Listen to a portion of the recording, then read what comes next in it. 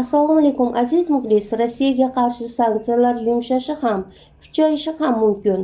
AQSh Moliya vaziri Skott Bassent Rossiyaga nisbatan sanksiyalar rejimi ham yumshatilishi va kuchaytirilishi ehtimolini istisno etmasligini aytdi. Nashr muxbirlarning sanksiyalar rejimi bir yoki boshqa yo'nalishlarda moslashtirishi mumkinmi degan savoliga javoban vazir bunday voqealar rivoji ehtimolini yaxshi talqin deb atagan. U qo'shimcha qilib, AQSh prezidenti Donald Tramp mojaroni iloji boricha tezroq yakunlashga to'liq sodiq ekanini ta'kidlab o'tgan. Ketma-ketlik quyidagilarcha: ukrainaliklarning iqtisodiy aloqalar orqali AQShga yaqinlashishi, Amerika xalqini, AQSh jamoatchiligini bunga ishontirish va ularning o'z tarafiga og'dirish, keyin esa ruslarga muzokara stoliga o'tirish kerakligini aytish. Shunday bir ishora bilamanki, agar kerak bo'lsa biz sanksiyalarni kuchaytiramiz, deydi Bassent.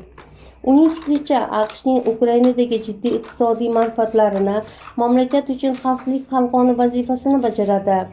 Intervyu davomida vazir Ukraina prezidenti Vladimir Zelenskiyning AQSh prezidenti Ukraina atrofidagi vaziyati bo'yicha noto'g'ri ma'lumotga ega bo'lishi mumkin degan bayonotlarini mutlaqo noto'g'ri ekan deb atagan va Donald Trampning Ukrainada saylovlar o'tkazish zarurligi haqida fikrini takrorlagan.